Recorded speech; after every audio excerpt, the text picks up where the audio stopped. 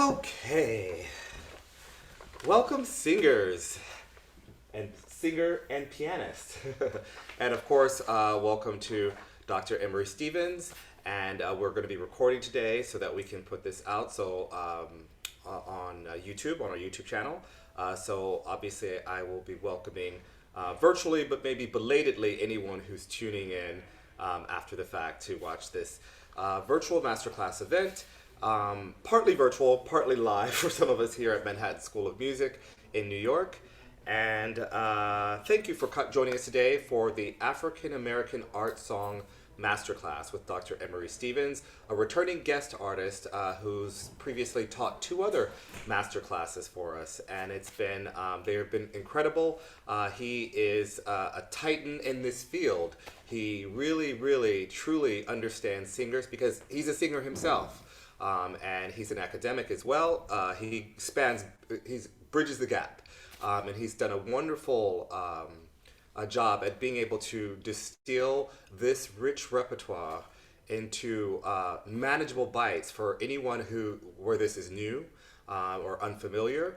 And for those who have an ardent passion for this repertoire, then it's even better because he's a wonderful resource. He's a living resource that to which we can turn to better understand or better enjoy this wonderful area of art song repertoire. And I'm happy to have it on the program because it's felt like it was far too long, far too denied. So I'm so happy that we can now count African Americans a song among the other genre that we present each year in our art song master classes and recitals that make up our festival. And with that, I suppose I won't belabor it. I'll get to our singers today. Dr. Stevens, I just want to ask, I don't think we discussed in order. Are you okay with this order? Beginning with Shauna Lucas, Hold Fast to Dreams, moving to Camille Nichols, For You There Is No Song, and then ending with Paulette Coppin and Toshiko Jones with a birthday song. Sounds great. Okay, so then we will we'll forge ahead. Yes. No, it's great programming. Thank you. Excellent. So I guess we can get started. Would you like to say anything, Dr. Stevens, before we begin? Just thank you all for singing today and presenting these wonderful pieces. And I thank of course, the Art Song Preservation Society and Blair and the board of directors and the creative team that has put all of these things together, and so many programs that have been presented in New York. And I was able to be at one of your events when I was there doing another long time ago. It feels like years ago. There was a presentation on French song. And yes, I think it was Dalton Baldwin. Yes, it was. Yes, it was. And I was like, Yes, wow, I've never heard of the organization before. I want to learn more. And so I started following you. Oh, Yes. well, we like being followed. Yeah, I was a big fan. I was like, wow, I really want to do something with you. And I reached out to Blair, and this is all how it all happened, saying this is what I do and present, and would love to work with you in some way. So It's amazing. It's taken a few years to get us here, but I'm so happy that we're finally able to do this. Absolutely. Yeah. And so I just want to say, this is a class that is sort of like, okay, of course, I always like master class, right? I remember being a student, I was like, master class. Oh my gosh, I'm with a master. I want to say to each of you who are singing and presenting today, and also our pianist, that I just want you to sort of just explore, right? I've done this for many years. I'm still learning. So I'm a master in training, more so. And I want you to sort of, we want to really focus on today is text. So text and intention of that text, knowing a little bit about the poet and the composer, and really sort of bringing the dramatic forces of both the spoken word and sort of the instrumental sort of underpinning, right? That's collaborative, right? So I really want to sort of explore both of those things this morning.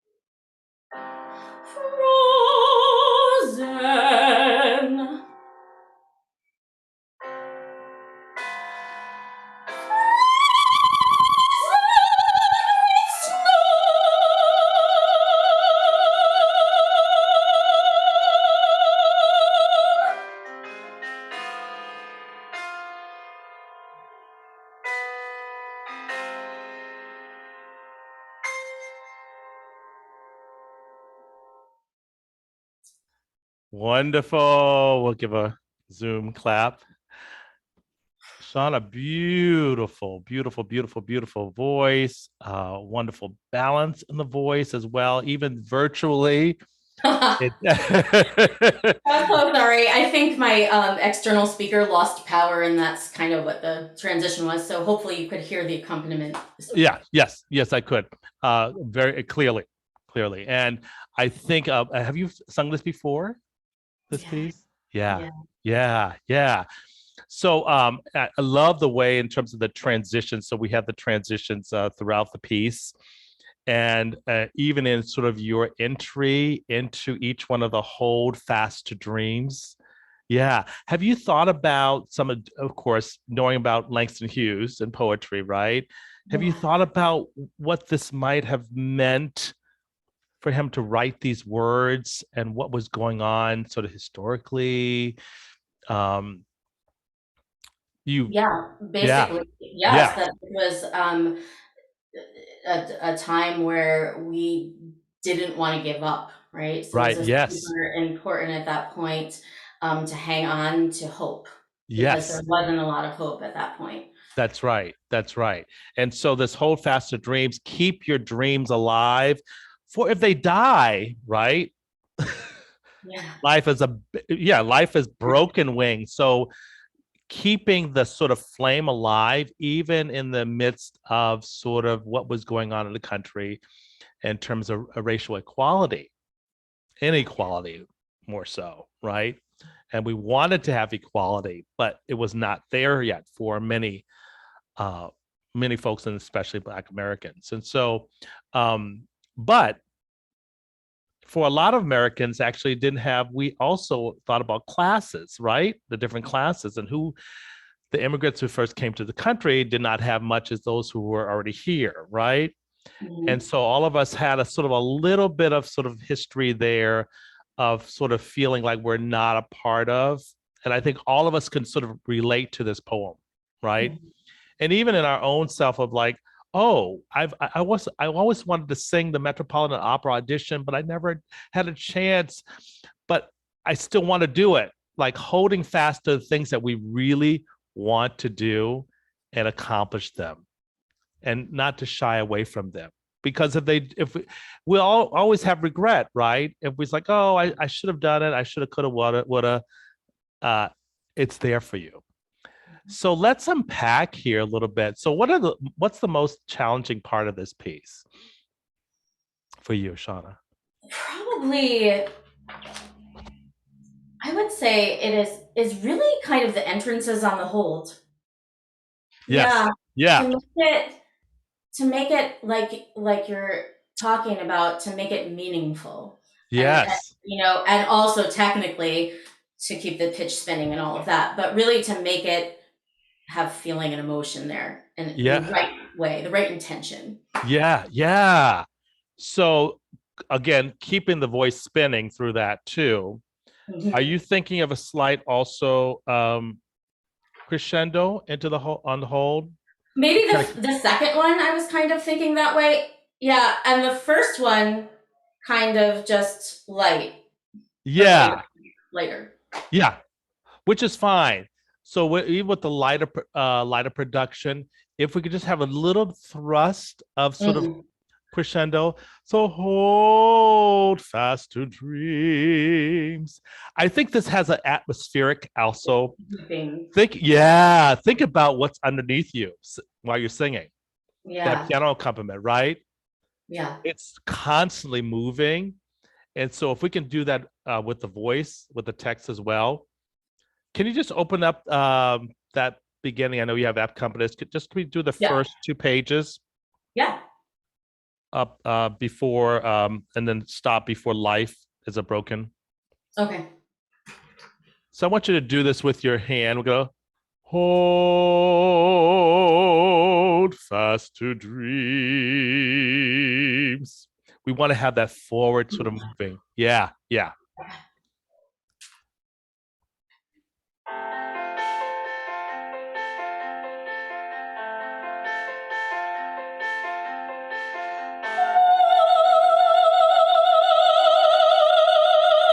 Fast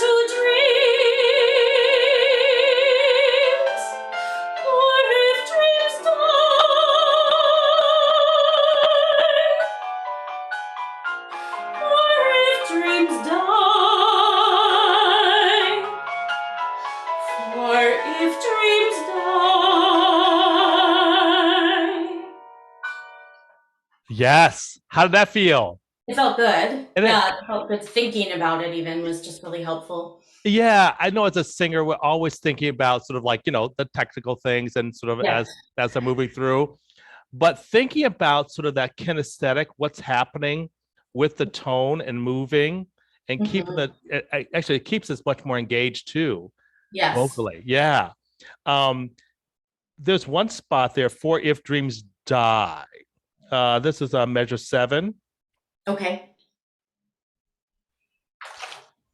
For Yes. If Dreams Die. Can we lean a little bit on dreams? Yeah. Yeah. For If Dreams Die. Keep it almost like liquid. Let's think about taffy there. For If Dreams Die. For If Dreams Die. Just say that with me. For If Dreams Die. Yeah. So just a little longer liquid sort of vowel. Yeah. Yeah. Can we just do it on the vowel? So, oh, yeah, just to kind of think spoken vowel. or sung? Yeah, spoken sort of with some. Okay. Yeah, spoken sung. Oh yeah. Oh yeah. Oh yeah.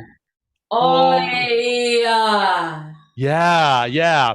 So now can we just do you need a pitch there? I can, yeah. Should be fine. I just want to try these 2 spots. Okay. If dreams die. Yeah. For If Dreams. So If Dreams. I would actually delay the F. Okay. Yeah.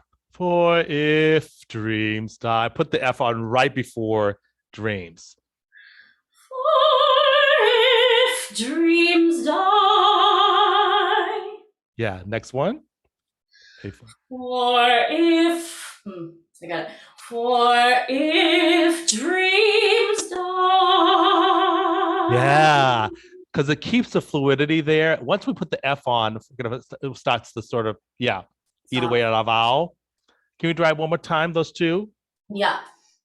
For if dreams die. For if dreams die. Yeah. For if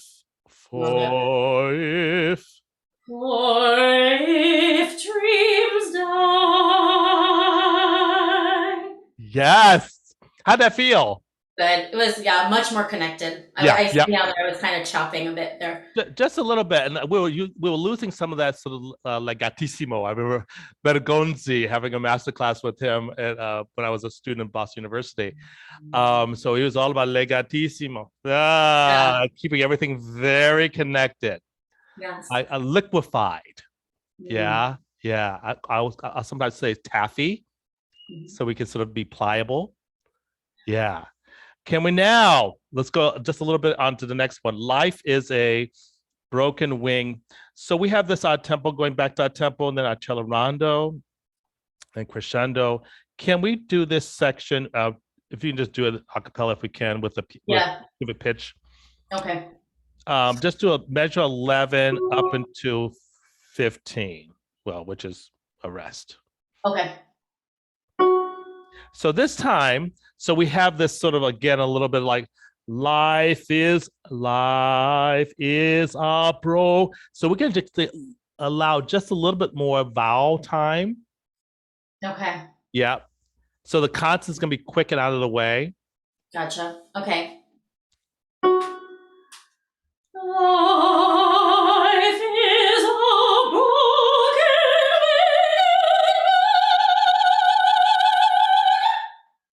Yes. How did that feel to you? Much better. Yeah. Much more smooth, much smoother. Absolutely. It's so hard because we want to be, of course, articulate the text. But I remember one of my teachers saying that if we over articulate the text, we lose our legato line, right? So we have to find a balance, a healthy balance that works technically and also artistically. Gotcha. Yeah. Can we do that one more time? Can can you do this for me? Can you do it without the words and just the vowels? Yeah, I'll try. Yeah. Yeah. Take it a slower because it's hard to kind of get it all in there. Okay. Yeah.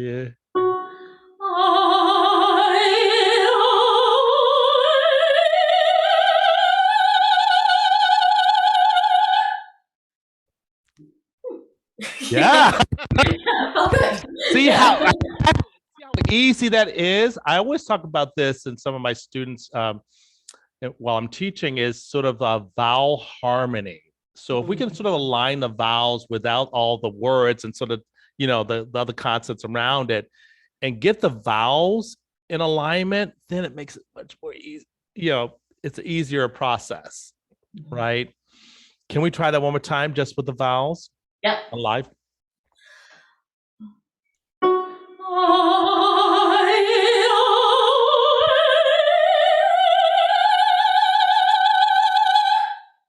Yeah. And then the next section. Vowel. Uh-huh.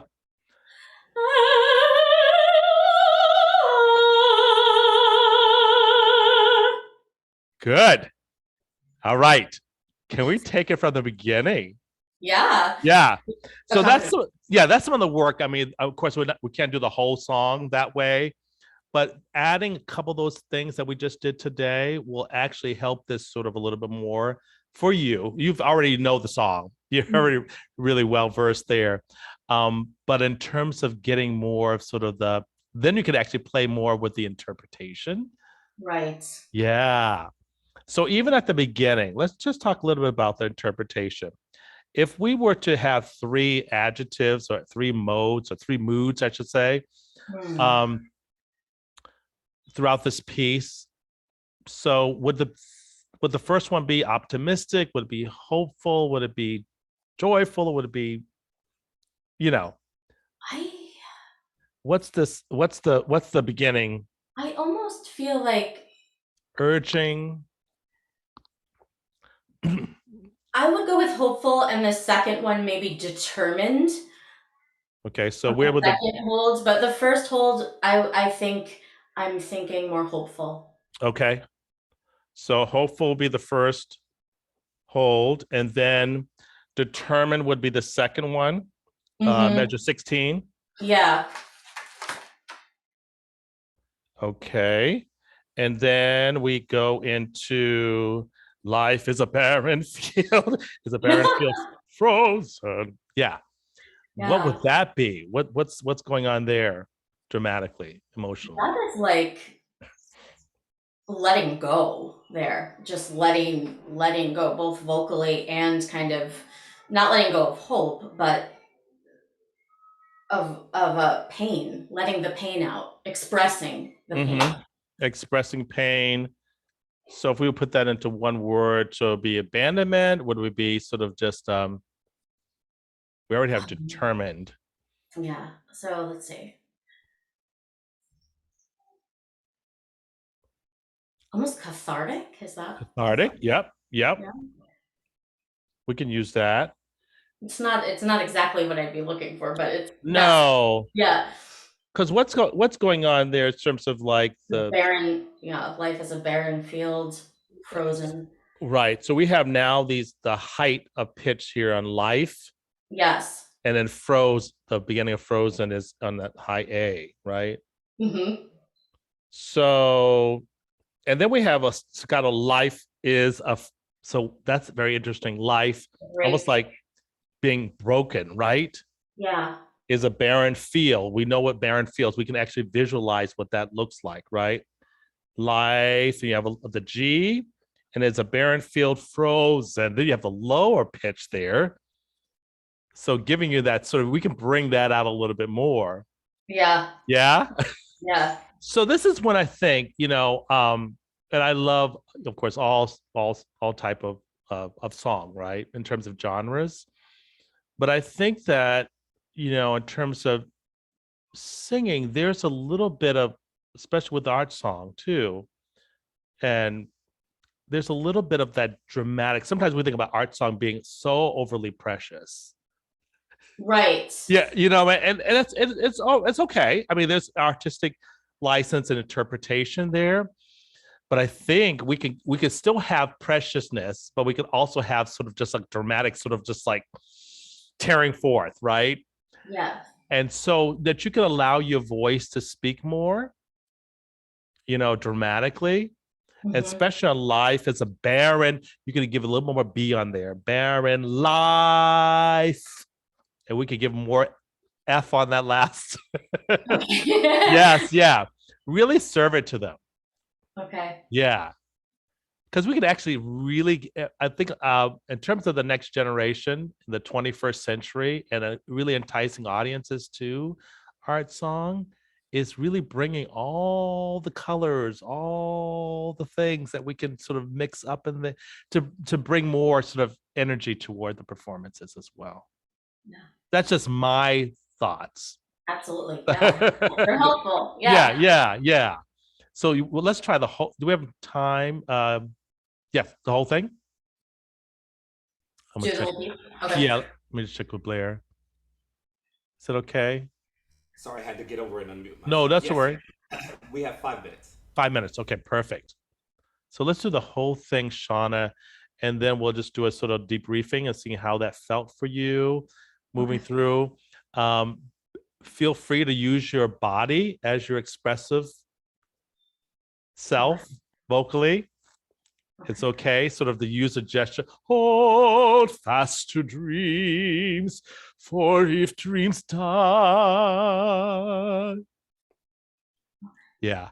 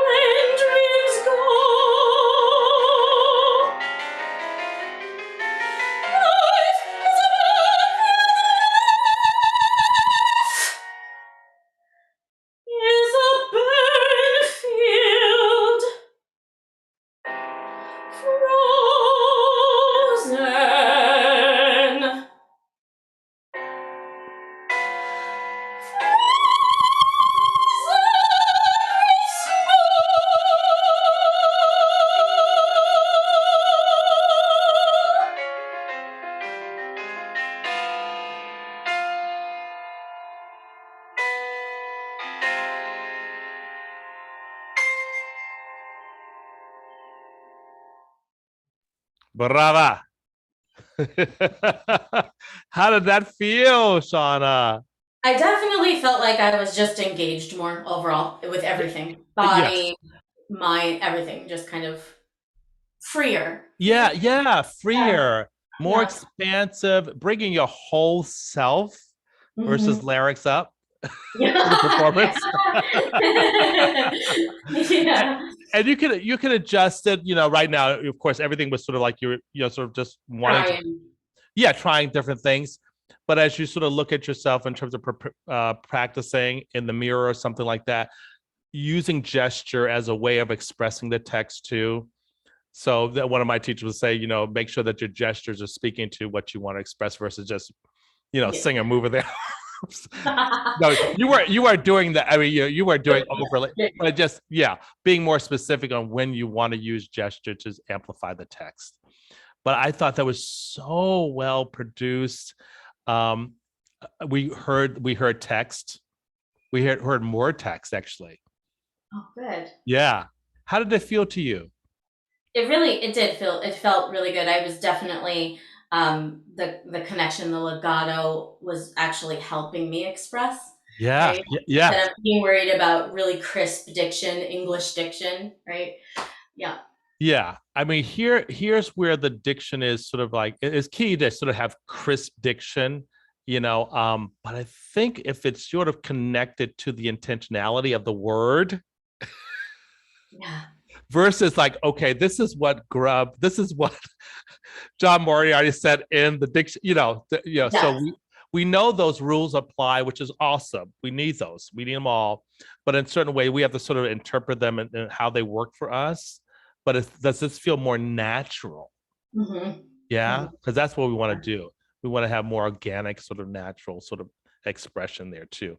I know we probably are out of time, right? So maybe can we do can I just do that last part? Yeah. Life is a barren field. Yes. You hear all this like chromaticism going on there too. Mm-hmm. We can use some of that dramatically. When you go into life is a barren life. Yeah. I know it might be hard to find that. I got it. Yeah. Okay.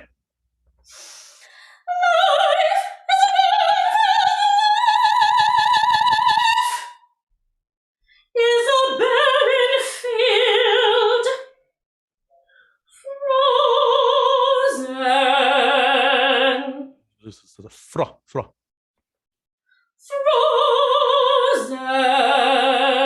Yeah, open that up. Great.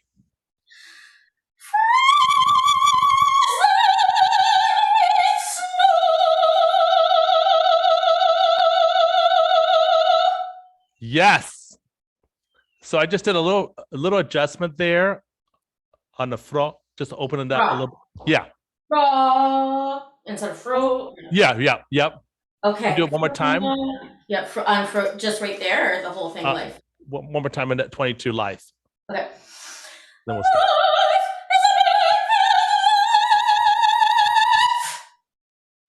Is a barren field, frozen.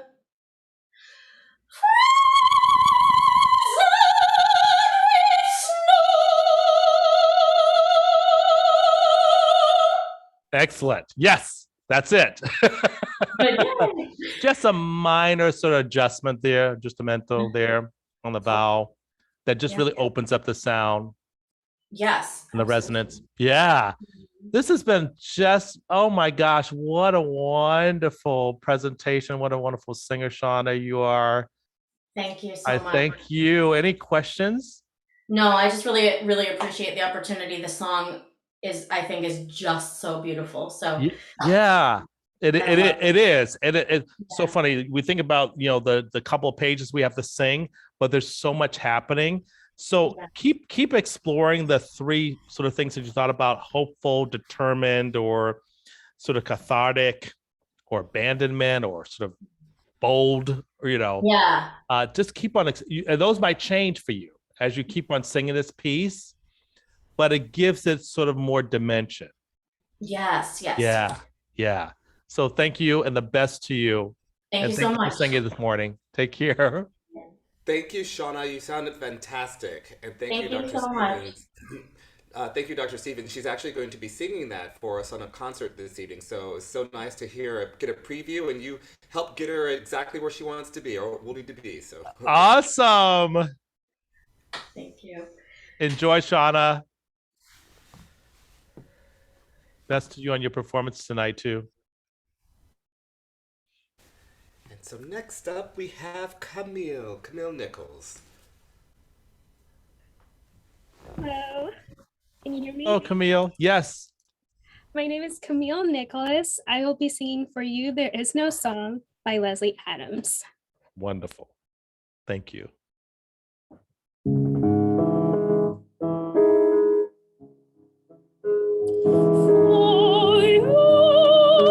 There is no song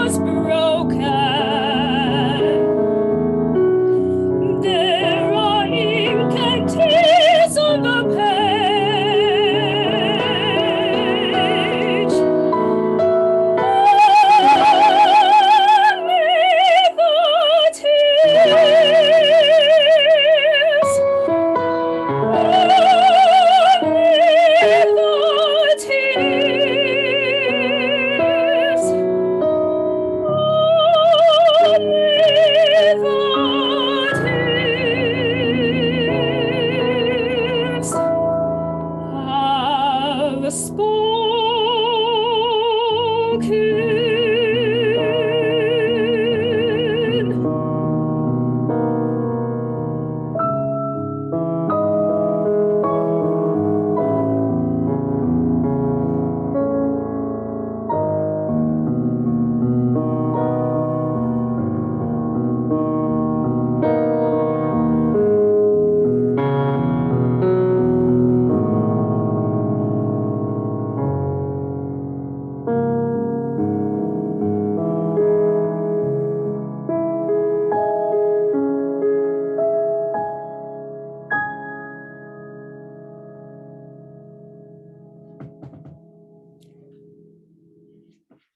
Wonderful, Camille.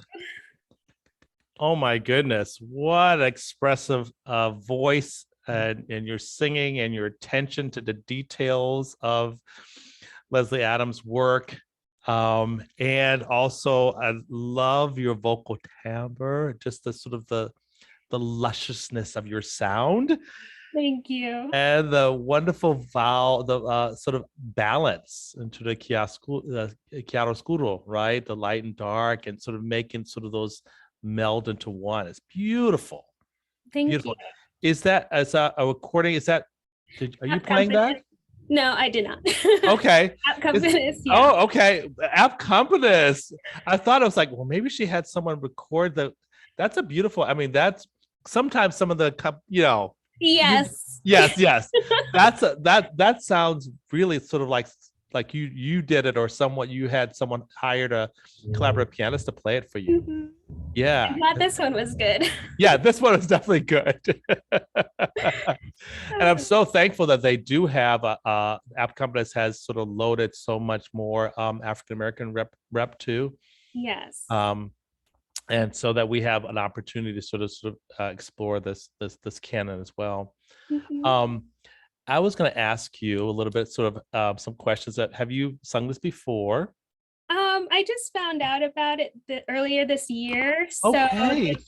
this is the first year. I tried singing it for a competition, but it's still in the works. I haven't, really sung with a live accompaniment either. So okay, still that's in the works. yeah. Yeah. What drew you to this song? I was working on Margaret Bond's Dream Variations, and so my teacher, she just recommended a few other songs, and she pointed me to this one. So I was like, oh, okay, let me give this a try. And it's very different compared to Margaret Bond. So I was like, okay, we can work with this to get a more variety in my repertoire, but still have like an African American composer. So to have that, yeah. Absolutely. And with a lot of the African American composers, a lot of composers in general, I mean, they work to find those the texts, the Yes. poems, that inspire the music. Right. What's inspiring about Vincent Millay's poem? This sort of "For You There's No Song," Well, when I first read the text, my interpretation is like, wow, this is very dreary. Like, oh man, for you, there's no song. And just the text on its own, I was just like, this is very down song, And so then, and intense when you see the repetition, but still, I didn't feel it when I read it by itself. But then when I heard Leslie Adams put in the music to it, I was like, okay, there's so much more feeling here. And when I heard the music, I heard more like power. I felt more like a storm brewing, and like you see it on the horizon, and then it comes in and like only the tears. And so it's like the storm is right above you at that point, and like there's so much happening. So you hear thunder and lightning and then the rain, and just that's what it feels like. And then it starts to pass. But just reading the text by itself, I was like, wow, I'm not really feeling anything, I feel the sadness. I'm like, oh, that's really bad. I'm sorry about that. But right. It seems like it really added the emotion to it and brought fire to it. So That's my interpretation. Yeah, no, that's wonderful, because we have to sort of, as singers, we have to view, some connection to the text. Now, even though the text may have been sort of out of a historical movement as well, for a poet, writing about the times, that what was happening during the day, and sort of, being a woman back, yeah, a woman writer. Exactly. In her own name, right. Absolutely. So she had Vincent Millay had to sort of navigate all those spaces. Right. Even though she was considered one of the most respected poets in America. And she was also, do you know about this, Pulitzer Prize winner? Yes. In 1923. So she was breaking breaking those glass ceilings early on, right? Yes. And so I think, sort of just examining now the text for you, there is no song, only the shaking of the voice that meant to sing. Do you think this may have been, was she writing this for someone, or do you think, or experience, or was it a lived experience? I mean, we're just speculating at this point. Yeah. I think it is like a conversation with someone that's no longer with her. So it is to someone, I think. Yeah. And so when you sing "For You There Is No Song," use that sort of duplet, is no song, and a duplet there. Can we bring out a little bit of the sort of the expressive words? Okay. So this is the shaking of the voice. Right. Yeah, right. That meant to sing the sound of the strong. And you did some of this. You did some of the strong. I want to bring a little bit more strength to the strong that you sing. Voice breaking. We could actually use more breaking. We can use more of the sort of bilabial there. Do you want me to start with the music? Yeah, let's start with the music. Okay. Just do the first page. For you there is no song, only the shaking of the voice that's meant to sing the sound of the strong voice breaking.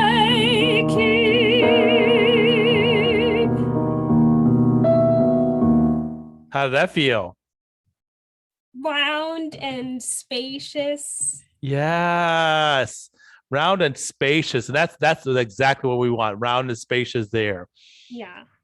Now, this I want to ask you to do this too. We're gonna do a. Have you done lip trills before? Yes. Yes. So we're gonna do a lip trills. I want to get a little bit more spin on top. Okay. Yeah. So let's do that just that much again with the lip trill. And as you're doing the lip trill, just do a massage here, just gently. We're just gonna add a little bit more. Yeah. Freedom here, just a little bit. Okay. Without the music or with music? With the music, please. Okay. Well, you know the melody though too. You can do it without if you want to. Okay. Yeah.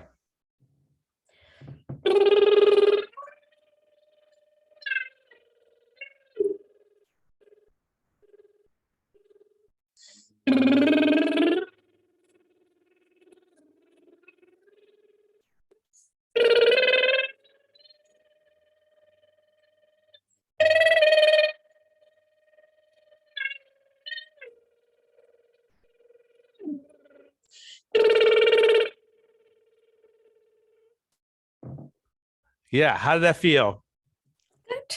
A little massage. Yes, exactly. Yeah. Yeah. This just helps us sometimes as we kind of think about sort of vocal posture. Right. To sort of just allow that sort of vocal posture to be a little more flexible. Okay. Yeah. So this time, what you just, can we do this on way? Just singing on way. Okay. Way.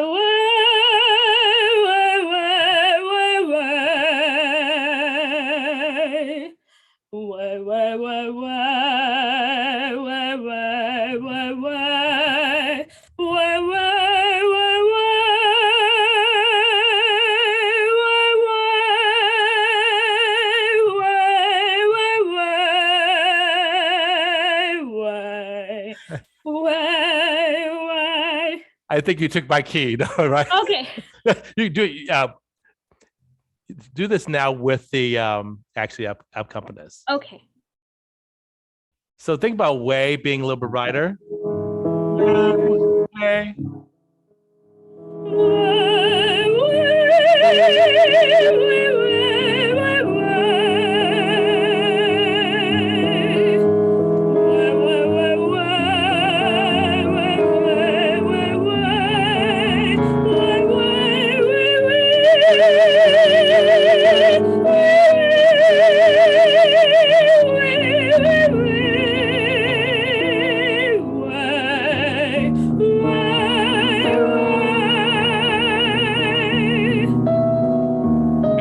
Good.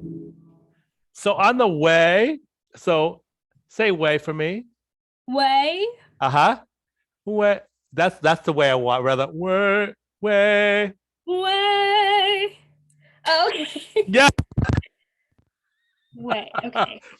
We bring a little bit more brilliance and timbre to the voice. You already have a really, I call it a sort of warm, velvety, sort of chocolate cakey voice too. We know that's all that color's there, but then we're gonna have to add a little more sort of spin on top. Okay. I call it woofer and tweeter, the sort of speakers. So we want just a little bit more tweet on top. Okay. Could you do it one more time? Way. Okay. Just like you would speak way. Way.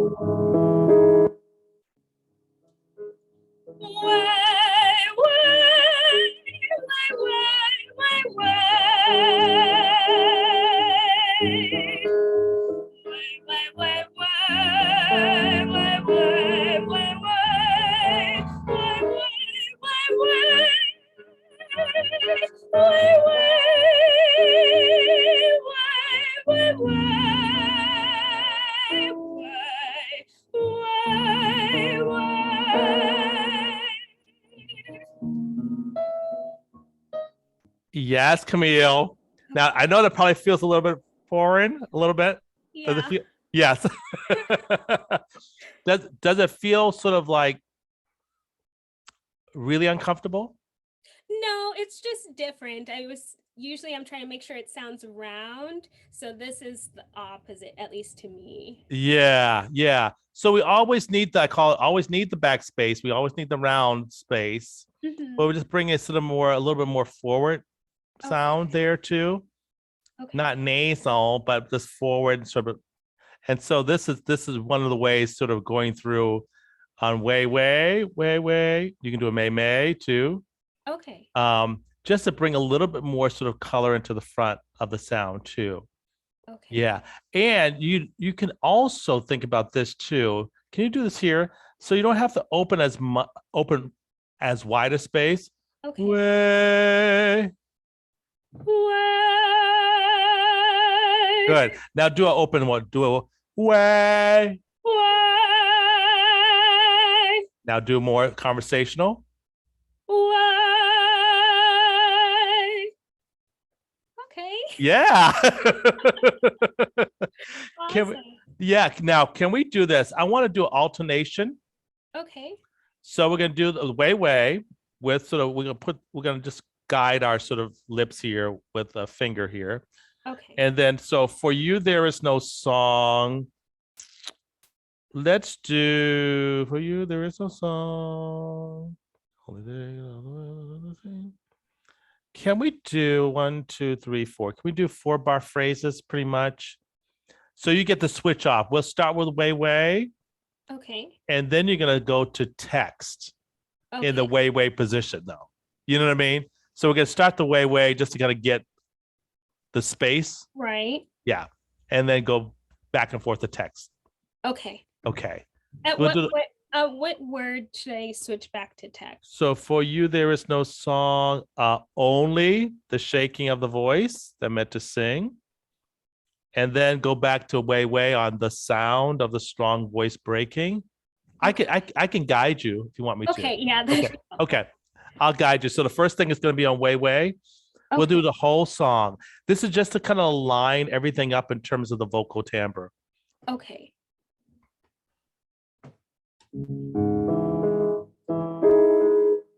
Way.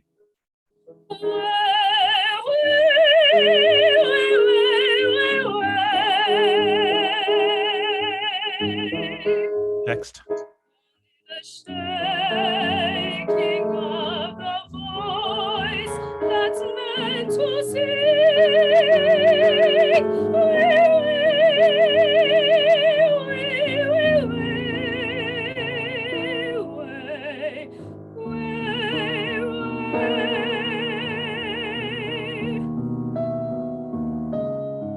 Now we're going to return to text.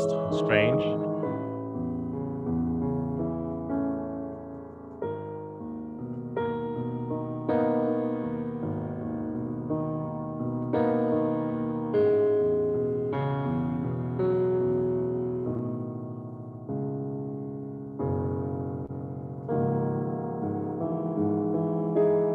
Strange in my hand appears a pen, and yours broken.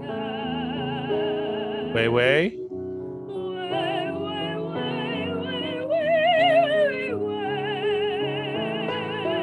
Text.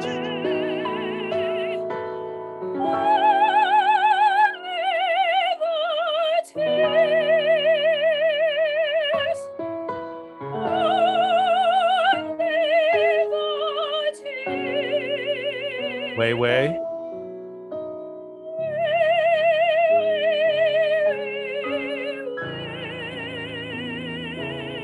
Back to text. Have spoken.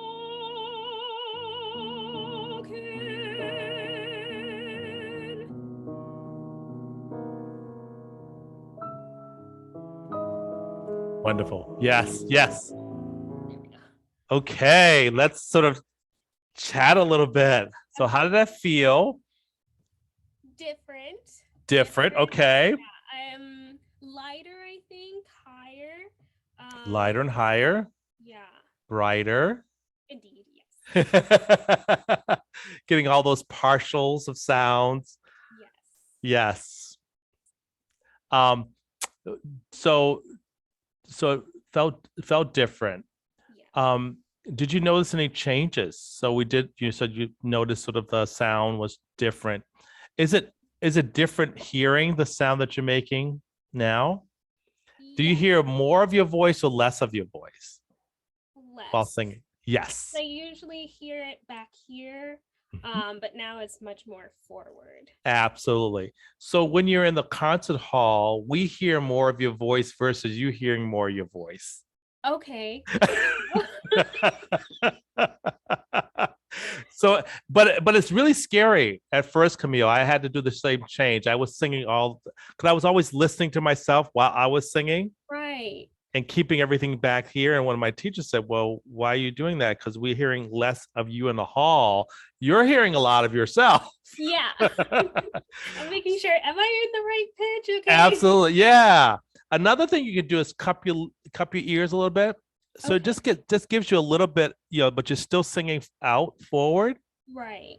But it gives you a little bit of okay, or you can cup one hand around the ear. Mm-hmm.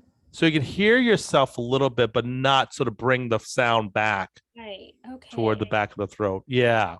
Okay. No, that's not. different practicing too, because I usually I'm trying to make sure I'm hearing myself. Of course, that's what we But do it as changes singers. the That quality when you're actually trying to say. Okay. Good. To know. yeah. But there's a different sensation though Yes. that goes on. Yeah. But and also who's your sort of I'll call who inspires you as a singer? What singers do you listen to? Definitely Kathleen Battle. Just like her timbre, the lightness, the freeness of her voice. Mm-hmm. I definitely love Jessie Norman, but she's more of a mezzo, so I have to make sure I listen to more lighter and freeing sounds because then I'll start to like keep the weight in my voice. Right. Yeah, and then Lisette Oprese. Oprese. Yeah. Yep. Yeah. Mm-hmm. So I listen to her Lisette. too. Yeah. Mm-hmm. Mm-hmm. Yeah. No. So you have 3 different singers there too. Yeah. So we always have to, in terms of individual singers, we're trying to find the right timbre that works for us. But you're right. You already have the sort of you have dark tones in there. Okay. Already. Those are natural. Okay. Those are natural. So you want to keep those, but we're just exploring with sort of moving around and being more pliable. Right. Yeah, in terms of timbre. Okay. And you might need some of those lower notes and some of the darker tones. Let's say you're singing sort of a Brahms leader or something like, sort of something darker. Yes. You want to have some of those at your disposal. Okay. As a singer, which you're already exploring. How much more time do we have, Blair? I'm sorry, I'm losing time. Sorry, it takes a while to get over to the computer now. No worries. 2 minutes. Okay, awesome. Okay, so what I want to do here in our 2 minutes, first of all, do you have any questions, Camille? No, I think we went over what I wanted to, the expression and the dynamics and making sure they were in sync more. Yeah, yep. When you go down, because you have that voice breaking on the lower B flat, you have that. So I think you can go directly to it. Okay. I think it's a little stoppage, a little bit. The sound of the voice break, use your V there. Voice. Just say that for me. Voice. Yeah. Voice. Voice. There we go. Can you speak just this first page, just on text, no music? For you, there is no song. For you, there is no song. Yeah, there is no song. So we have this sort of, again, what we were working on with Shauna a little bit too, just this sort of fluidity of the legato line. Okay. And since for is really not the most important word there, you is. So go right there. For you. Okay. Just speak it again. For you, there is no song. Go on. Only the shaking of the voice that's meant to sing. Right. Can we think a lot longer vowel there? Only the shaking of the voice that meant to sing. Yeah, think that you're doing a sing song like for Sesame Street. I'll try. Okay. Yeah. Only the shaking of the voice that's meant to sing. Right. So again, if you take the consonants away, well, we won't do that today, but I encourage you to take the consonants away and just do the whole on vowels.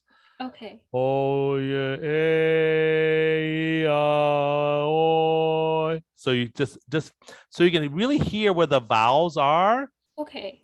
All right, now go on to the sound of the strong voice breaking, the last part. The sound of the strong voice breaking. Good. Now just say that. Just say, let's say you're out and you're having conversations. The sound of the strong voice breaking. Try that. Just speak that. Just naturally. The sound of the strong voice breaking. Good. Now can we connect it a little bit rather? The sound of the strong voice breaking. You know what I mean? Yeah. Rather the sound of the strong. Okay. So I don't want it to have to take dictation. So the sound of the strong voice breaking. How's that? The sound of the strong voice breaking. There we go. One more time. The sound of the strong voice breaking. Yeah, because then that sort of unleashes more flexibility. Okay. Great, Camille. It's been wonderful working with you and hearing you sing. Yes. Such a wonderful instrument.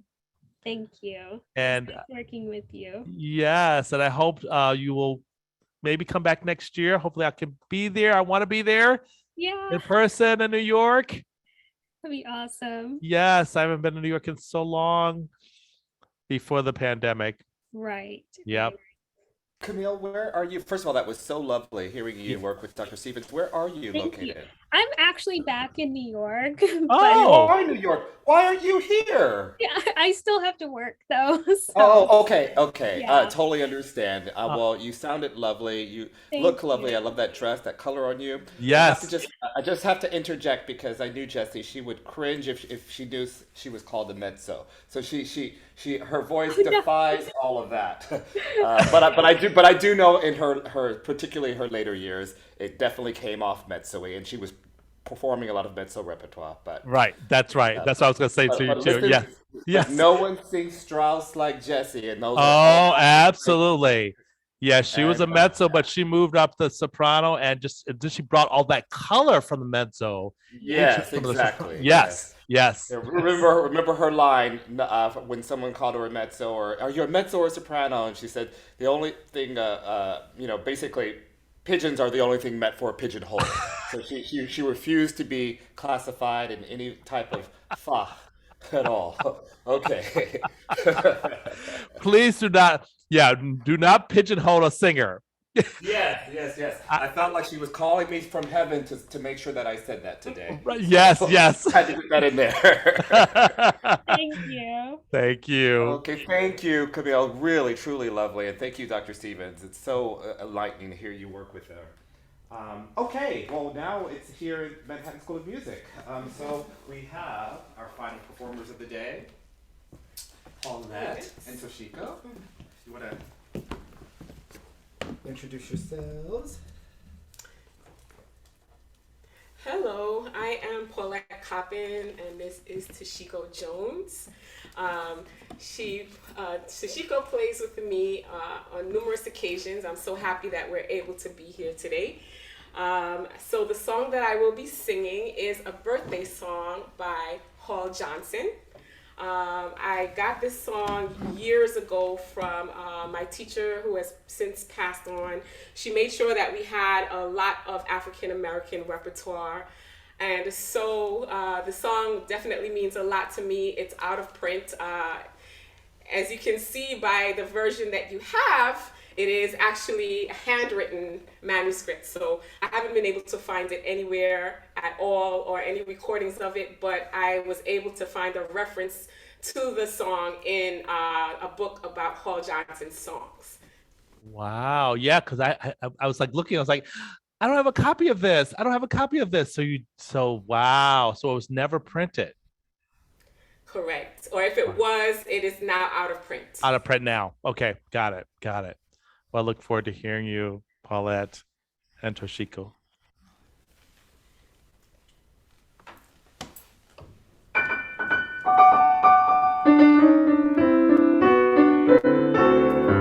heart is like a singing bird, whose nest is in a water shoot. My heart is like an apple tree, whose boughs are bent with Vincent fruit. My heart is like a rainbow shell that blows in a halcyon sail. My heart is gladder than always, because my love is come to me. He's come to me.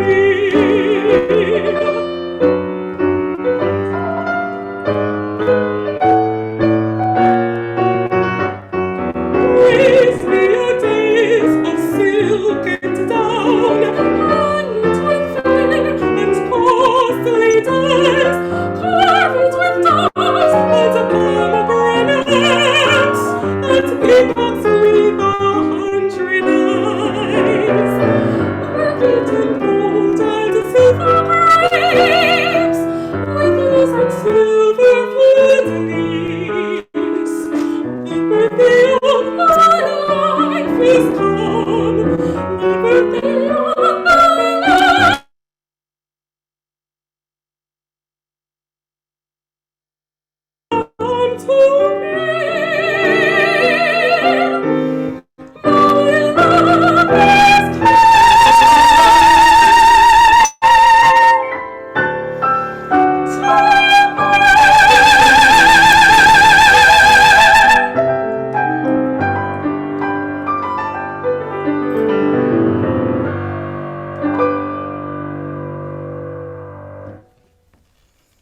Great. Tutti bravi to both of you. Thank you so much. And thank you for actually first hearing of this birthday song by Hall Johnson, one of my favorite composers as well, with the text from Rossetti. Have you sung this before? Yes. Yes, you have. Okay. Yes. Tell me a little bit about your process of sort of first finding this piece and what drew you to this song, Paulette. So what drew me to this song, it's a little unusual, I think, in terms of its composition. A lot of African-American composers, the love songs are a little bit more legato. This is a bit more moving. There's a lot of text. It's challenging at times. But when I did my research on this song and found out that it was a poem by a British poet, I just saw the melding of two worlds, and that the fact that Hall Johnson took this on as a project and tried to put and did put music to it and did compose music to it successfully, it really it spoke to me. It's a little coquettish, it's flirty, it's about love, and sometimes we need to hear about these things rather than other experiences that might not be as positive. So it really spoke to me in that vein, and it's really takes me out of who I am normally to be able to kind of express the words. Yes, absolutely. Thank you. Thank you so much. I love the lilting sort of and the height of your voice as well. And it seems like it's now, it seems to me, I'm sure you probably have had to work on, but in terms of the flexibility between the registers, seems so easy in terms of your singing, but I'm not sure if that's the case. But it sounds easy. Huh? Still working on it. Still working, but it's so flexible. That's the main thing right now, and I'm sure as more you work on it, it becomes even more flexible too. Can you do this for me? Do you have the text somewhere? Yes. Can you just read the text? Sure. I think it'd be very helpful just to read the text, because I really want to do a text exercise, because we have the coquettish. I want to bring in some of those elements. Have you ever done any acting, done any theater, musical theater, or opera? I have not. Okay. I have not. That's okay. That's okay. But you've seen a lot of movies. Yes. Yes. So we're gonna make you a singer movie star. Okay. I'll take that on. Okay. So some of the lyrics are a bit different in the song, but you wanted me to read the poem? Yes, please, just for us, so they can sort of take it all in, and then I want to unpack it a little bit. Sure. My heart is like a singing bird whose nest is in a water chute. My heart is like an apple tree whose boughs are bent with thick-set fruit. My heart is like a rainbow shell that paddles in a halcyon sea. My heart is gladder than all these because my love is come to me. Raise me a dais of silk and down. Hang it with vair and purple dyes. In the song it says costly dyes. Okay. Carve it in doves and pomegranates and peacocks with 100 eyes. Work it in gold and silver grapes, in leaves and silver fleur-de-lis. Because the birthday of my life is come, my love is come to me. Yes, thank you. Thank you so much. I just want to kind of hear the poet's words alone outside of the music that is sort of Hall Johnson sort of brought to the song.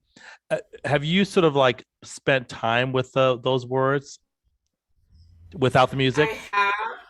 Yes, I have. Yeah. So you've already discovered coquettish nature. Where does coquettish come in here in terms of the text? Where do you think, is it So, all coquettish? no, I think it comes in the preparation for the love to come, where she wrote, "Raise me a dais of silk and down." She's preparing, telling someone to help her prepare for her love to come. Yes. Yeah. So that's where the coquettish. What's the beginning? My heart is like a singing bird. Yes. If we were to put a sort of a mood with that, what would that be like? Sort of. I think extreme elation. Elation. I love that word. Yeah. And raptured. My heart is like a singing bird. Just think about it. You are a singer. So our hearts are like singing birds all the time. Yes. So using some of those, I think using imagery here. So looking at all the imagery, when we say my heart, we automatically know where the heart is in the body, where it's centered, where it rests.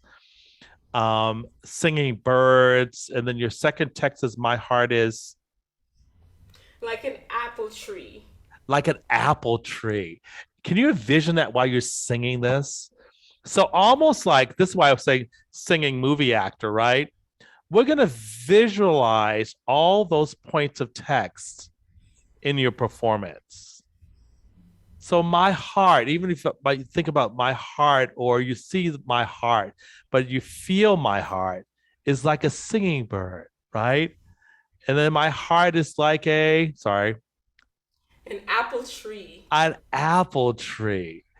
So just I was like, just so we see some recognition of the words you're singing as a singer, as we interpret them in performance. Does that make sense? Definitely does. Yeah. So can I do this? Before we go to, I want to go back to text, but I want you to sing just half of the song on just vowel, because I really want to sort of just think about the voice orbiting on a single vowel that's your favorite. What's your favorite vowel to sing on? I think E. Oh, E? Even up in the height of the voice? Will you go on E to A or E to O, E to A? The A. Okay. Can we try the E? With the E, just remember that the E has space around it. It's more E. So a more rounded space around the E. And even if you have to do this a couple times. E. Uh-huh. Yeah, there you go. Yeah. And it's flexible. This is just a point of reference. Can we try it from the beginning to maybe halfway through? You get to stop whenever you will like to. Sure.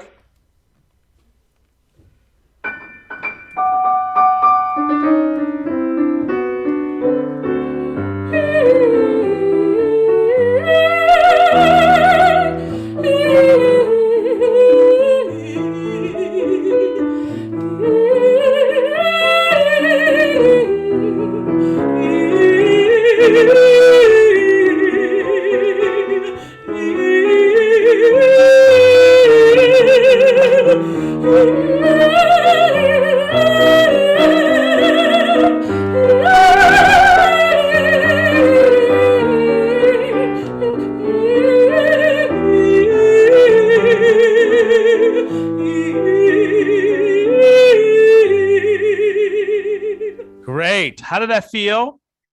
Good. Yeah. Now this time I want to do just a slight, do that same thing. We'll just kind of play around in terms of where that E position should be or feels better to sing it. So just E with a slight upper E. So we have a little bit more sort of front teeth here. E. E. There we go. But you don't have to go too much here, but E. E. Very natural, right? E.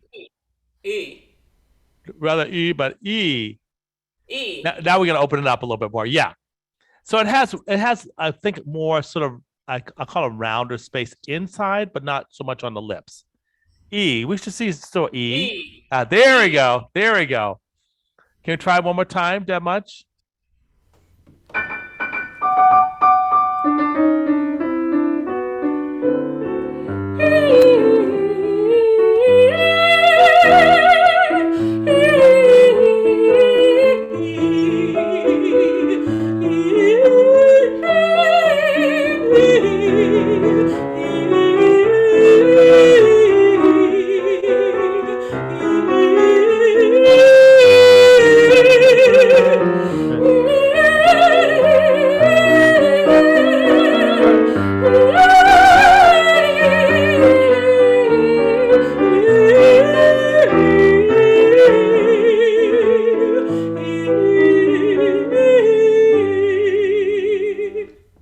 Yes. How did that feel?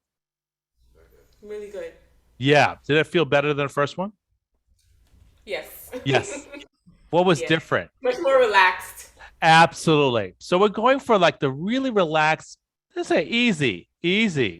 So most time when we have to sing, we kind of go into, I call it extreme vocal posture.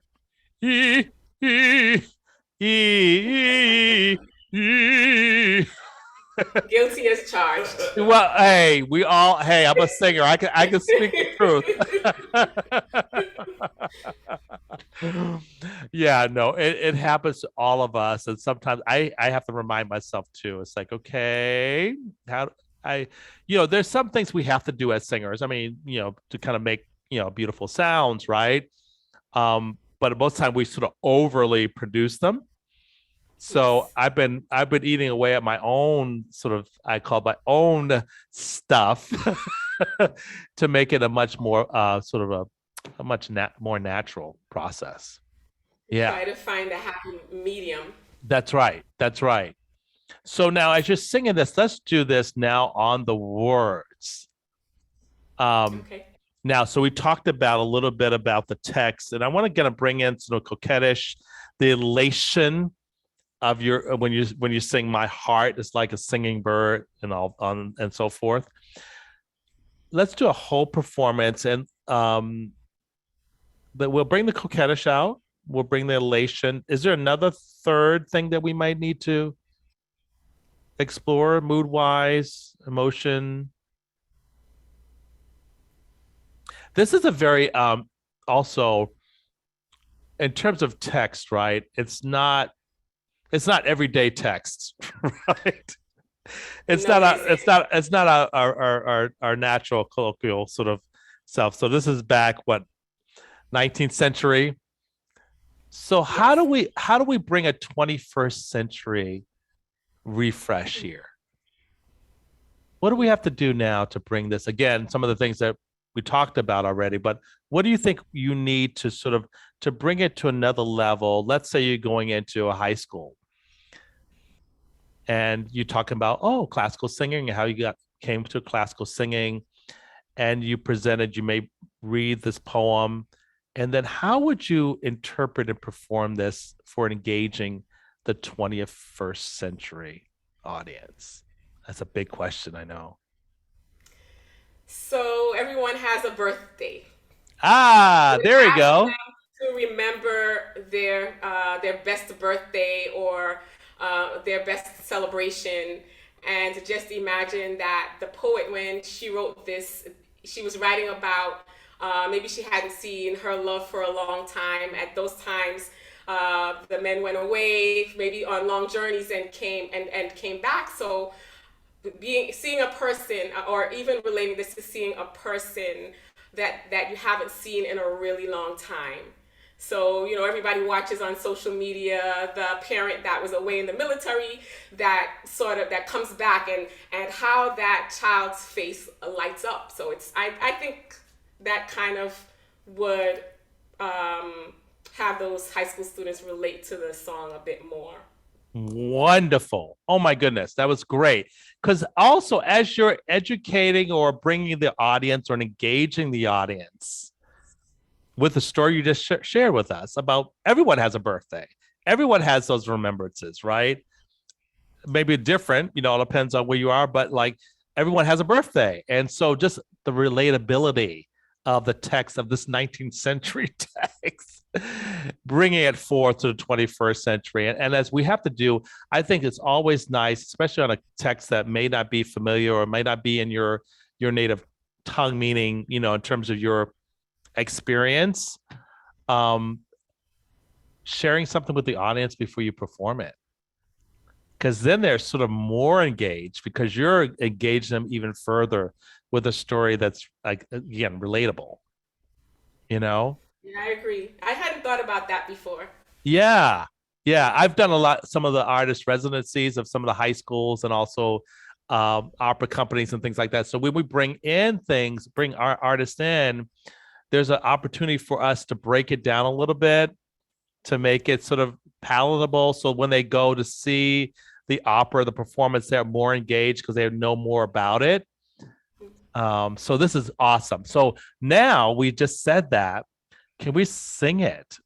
And I want you to envision in the hall, we're having about 2 or 3 high schools coming in to hear you perform this. And I want you to think about the text. We want to make sure that they get the text, that they sort of experience you being invested in the text. They see a little fun and coquettishness in your body as you relate the text to them. You could step away from the piano maybe a little bit, not too far, because I need to be able to see you. But you know what I mean?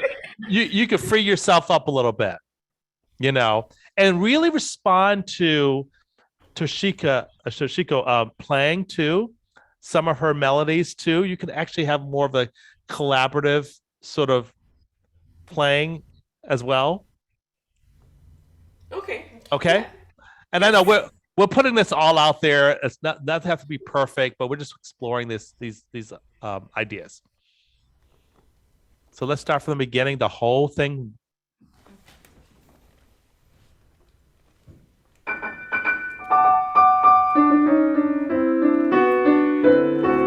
My heart is like a singing bird, whose nest is in a woody shoot. My heart is like an apple tree, whose boughs are bent with Vincent fruit. My heart is like a rainbow shell, that petals in a house you see. My heart is better than all these, because my love is come to me. He's come to me.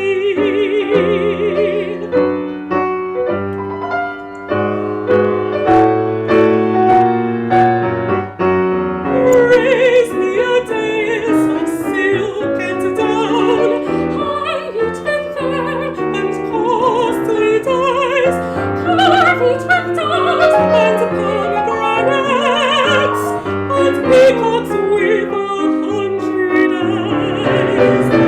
With it in gold and silver grapes, with lace and silver fleur-de-lis. The birthday of my life has come. The birthday of my life has come.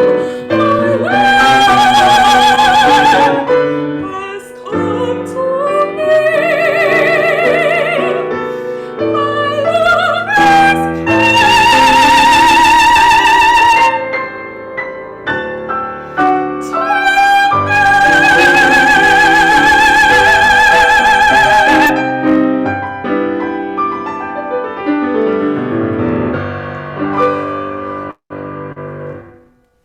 Brava! Wonderful. Yay! All right. So let's unpack. How did that feel that time? It felt great. Much better. Yeah. What felt better? What were some of the things that sort of like, wow, I was Well, to bring that feeling of joy more to the song. right? Because we usually sing "Happy Birthday" in a major key, right? In terms of yeah. So you brought the joy of this poem, right? And birthday song, very expressive. And I want to say also, I appreciate your expressiveness when you weren't even singing, when those interludes, those piano interludes were coming. Most times singers kind of check out and then come back in when they're not singing, but you kept that arc, which was awesome. Yeah. What else was what else did you feel or experience this time? I felt less nervous because, of course, the first time working with you, and and thinking about technique, and make sure you keep your teeth exposed and your mouth a certain way. So not that I threw that away, but I felt less boxed in, less rigid. I get it. Yep. And you were able to sort of like, okay, now I'm just gonna think about this text, right? This wonderful music. Yeah. Anything else? Well, the communication with Toshiko. Yes, you both could, again, as you're exploring just this kind of fun. By the way, you have a wonderful pianist, Toshiko. Thank you so much for playing today. Yes, and I love the energy in your playing, and of course, your technical facility is fabulous. So, but having more interchange, with your collaborative pianist there, will be even, really fun, right? And it also gives you also as the singer something to also sort of, play against, Yes. Just one thing I would say, just be careful of the alignment, your body alignment.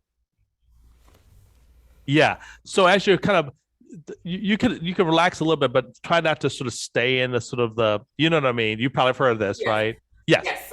So keep your body nice and open and broad to the audience. There might be an opportunity you can go in a little bit, but kind of come back up to center. Not too rigid, of course, but yeah. Right. Actually, I was going to ask Toshiko, how does it? Oh, actually, first of all, maybe I ask both of you, what was your process of putting this together? Because I'm always so fascinated, and I love working with collaborative pianists as well as a singer. What was your process like of putting this piece together for performance? What are some of the things you talked about? Yeah, well, both of us. So I told Toshiko a little bit about the song, how I got the song, because I think that's important sometimes for us to know the meaning of the song for the person that's introducing it. We talked about the tempo because I do have 2 recorded versions of the accompaniment that would not even allow me an opportunity to breathe. So we spoke about the breathing, and she tries to breathe with me as best she can. Yes. She always catches me when I make mistakes, and so I don't know what kind of process did you have? Because of English problem, I maybe not catch what your question correctly. Sure. But usually I practice myself, and because of English, if I don't try focus to the meaning, it's not meaningful to me. Like I really need to see the English itself, take time and understand what the meaning about this song. Yes. And I need to understand this song, and I need to excite about this song. So first time when she gave me this song, I thought this is about happy birthday song because of the title. So I was just practicing without no meaning, but close to the concert we did before, I thought I have to understand it. And I searched online about translation. Yeah. And I said, it's not about just a happy birthday song. It's about the girl found love and so happy and so excited. And when I knew it, I'm so excited to practice. And I sent her maybe my accompaniment on the recording, and we met and played together. We discussed about this song. And I'm actually like a voice major when I was in school. Oh, wonderful. But, even better. I love to accompany. So sometimes I understand what she needs, maybe more than pianist. Yes.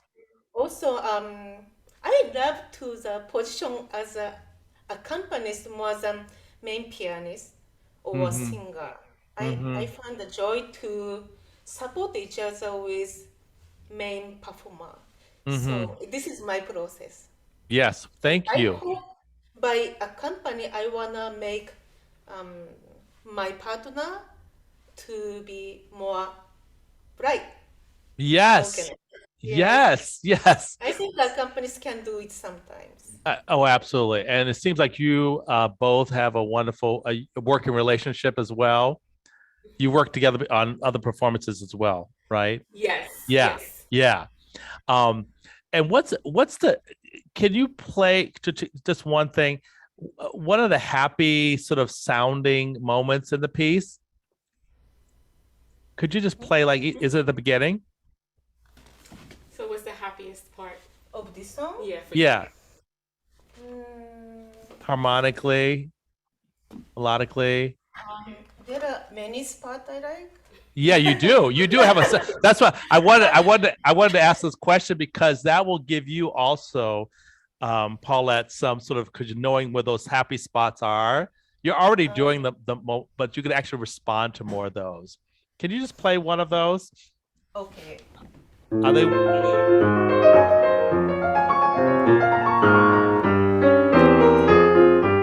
Here? Yeah. So that's without. Actually, I like this song is a little different with a Western song. I don't know what it is, but when I got this song and start practicing, I saw something different. Oh. But I like every moment and start from like a marching song. Ta-dun, Yeah. ta-dun, ta-dun. Yeah. Many different music connected together, and by the scene it's changed so much, and that make me feel so happy more than play as a composer. From beginning to the end, also different. Yes. And the ending is so brilliant, difficult. Yes. Yeah. And Hall Johnson having all those sort of amazing sort of experiences as a composer too, for a solo art song, for choral arrangements. He also did things also in movies as well as movie composer. So had you could hear a lot of these influences in his music. Yes. Yeah. So would you just play a part of the Happy Birthday song? Yes. Okay. So do you sing with that, Paulette, or no, is that just interlude? I don't have a copy of the music.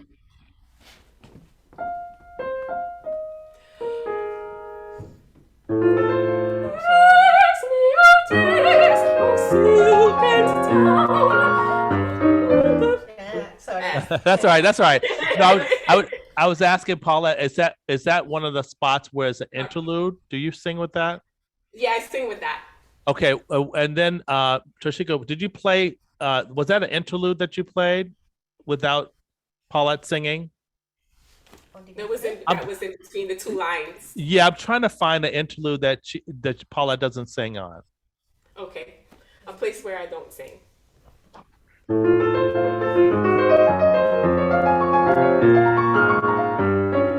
Yeah. Okay, perfect. So now, Paulette, I want you to turn out to the audience. I still want you to listen to her, but I want to see the expression on your face. I mean, turn to the camera. As Toshiko is playing that little interlude, I want you to, that's your emotive side. So you're not singing, but you're still going to emote a little bit more about how you feel about the music that Toshiko is playing, Hall Johnson's music. Does that make sense? Yes. Okay, let's try that. Just that much. You don't have to sing at all. Ready? Sorry.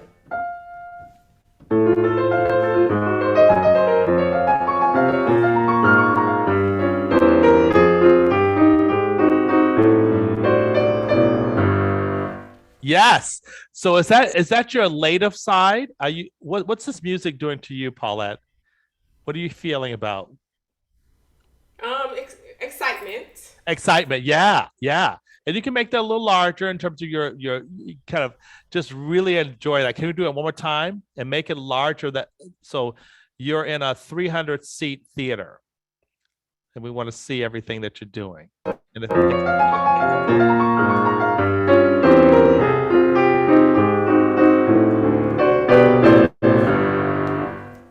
Yes, perfect.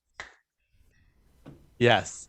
Any questions? I know we have to stop over time. No, this was a wonderful experience. We enjoyed working with you. Thank you. Not as scary as it moved on. This is my first Masterclass ever. Oh wow! So, congratulations. Thank you. Yay! Yeah, that's why I wanted to say at the beginning. I had the fear of the Masterclass experience several times. I'm like, Masterclass, they know everything and I don't know anything, and like, so So I wanted to clear those thoughts for everybody singing today that we're in the process. We're working, being basically a playground for what we want to do, versus like it has to be perfect. Yeah, but you're a We wonderful appreciate that. start. Yes. So I really enjoy working with both of you. The best. Are you singing again for the festival? Yes, we're performing this evening, Oh, but not this song. okay. That's We're okay. doing another African American composer on that program. What are you singing? I'm singing Agnus Dei Oh. by William McCoy, and it's part of a mass for voice. Wonderful. It's just one of the pieces. Wonderful. Well, wish you well tonight, both of you. And thank you so much for singing for us this afternoon. It's still morning here, I think. Almost afternoon. I'm in Minnesota, so. So thank you Well, again, thank you Paul. so much. You too. Thank you so much. Thank you. Thank you Thank both. you. Thank you, Toshiko. Thank you, Thank Paulette. you. I'm gonna Tutti bravi. add my seat here so I can get in frame. Yes. Sorry, Blair, we ran over a little bit. Oh, it's okay. Thank you, Dr. Stevens, and thank you to all of the singers today. Each very distinct voices for you. At first, I was a little concerned when I saw all three singers were sopranos, and we had a day of soprani. So I was like, oh boy! But then you hear all three, and each voice is distinctly different. So, Absolutely. Yes. but, And thank you for finding them. Thank you, singers, for singing today. Absolutely. And obviously, I would be remiss if I didn't thank our audience who tuned in, and the future audience who will pick this off of YouTube once it's posted on our YouTube channel. Thank you. And of course, this is Make Music Day. It's June 21st, so that's Fête de la Musique, Make Music Day. So it's a celebration of music events, and so this is an offering of part of our Make Music Day. Wonderful. So thank you, Dr. Stevens, for being a part of Make Music Day and for bringing African American art song to Make Music Day. Thank you. I think that's important as well, and just for your scholarship, your passion, your insight. It's truly, wonderful to have you with us at the Art Song Preservation Society. So thank you. Thank you. Thank you so much, Blair, and everybody.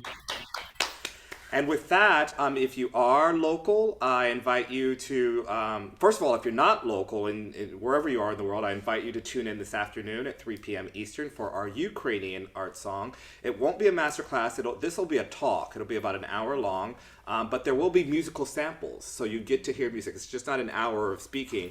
But with everything going on in Ukraine, I thought it was important to have that as part of our festival. And I don't know much about Ukrainian art songs, so I am so excited to have this lecture, and hopefully I can get Dr. Stevens and Dr. Turgian, Dr. Melanie Turgian, with us live next year so that we actually have representation with us at the festival. And so please tune in today if you can, if you need that information. We actually posted the password on our website today. So if you didn't get because the link has already gone out, but you can get the link with the password on our website. But you can also email me should you need it.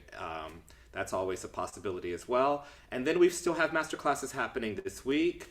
We have a concert tonight at Manhattan School of Music, a free concert, Make Music celebration featuring many of the singers on our festival. And that will be an hour-long concert from 6 p.m. to 7 in Mikowski Hall at Manhattan School of Music on the Upper West Side and Morningside.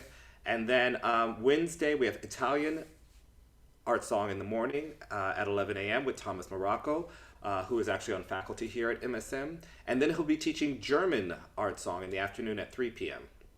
That's Wednesday. For Thursday, it's French Day. We'll do Thomas Grubb in the morning. He'll present a class of Poulenc melody, Francis Poulenc. And one of my favorite French composers. So it's going to be magnificent. And of course, Thomas Grubb, the name, the reputation precedes him.